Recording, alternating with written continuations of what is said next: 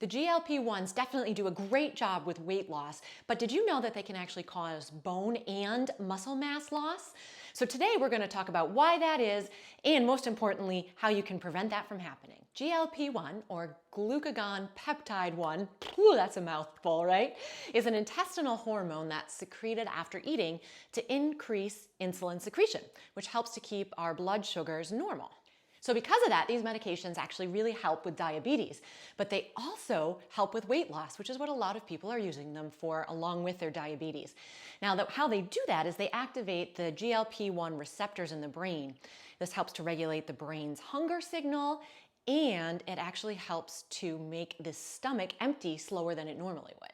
So this means you actually feel satisfied with less calories. So you eat less, that means you lose weight. Now, weight loss does tend to be fairly rapid with this, as well as you really do decrease your calories a significant amount. And so what happens, instead of burning all fat like we would absolutely love to do, of course, our body has no idea that we're trying to lose weight, doesn't know whether we're starving ourselves, we're trying to protect ourselves from some dinosaur running around. And so it starts to take some of those protein molecules away from the muscle, right? Our brain runs on glucose. It's trying to break it down so that our brain can keep functioning. So that means, unfortunately, you are losing some muscle mass. And studies have shown that with this, you actually can lose between 20 to 50% of your lean body mass, which is huge. So that not only includes muscle, that includes bone too. So not great for the bones either. But don't despair, at least not yet.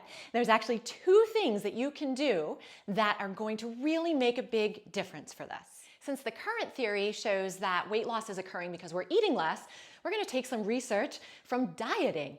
And what helps to counteract some of that muscle loss in kind of regular old dieting is actually increased protein intake. Now, the cool thing is they did studies showing that just increasing your protein intake without doing anything else actually spared muscle loss significantly.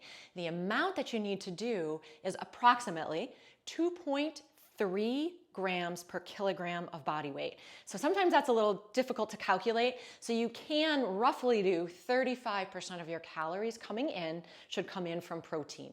And there are lots of different protein options that you can get. One of my favorites is actually Greek yogurt, and I love to make a smoothie with some Greek yogurt, some spinach, carrots, frozen berries, banana, throw some peanut butter in there too, which is another good source of protein. And then I often will use a protein powder too, because sometimes I just don't have time to chew. So you can feel free to do that too, and I'll link some down below for you that you can try out. If you want the biggest bang for your buck, and who doesn't, you actually want to combine that increased protein intake with strength training. And where the research shows is that you want to make sure you actually work on all of the muscle groups. So it's not just legs, or not just arms, you gotta do it all. So things like squats, lunges, rows, chest presses, and I will actually link a video for you on some other full body exercises. Those are going to be the type of exercises that you need. 2 to 3 days a week on non-consecutive days. So you never want to strength train the same body part 2 days in a row, or you will be sore, trust me, and then you might have to see me for some physical therapy, which you don't want to do. So 2 to 3 non-consecutive days. You can do this with weights, you can do this with bands, you can do this with body weight. The key is to work until fatigue, and that's both for your muscles and your bones. So by fatigue, I don't mean you can't lift anything up anymore. It means, okay, if I'm doing a bicep curl, that's a little bit challenging as I get to my last repetition.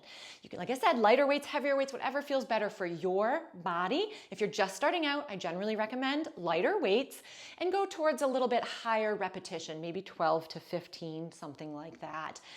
But there you have it.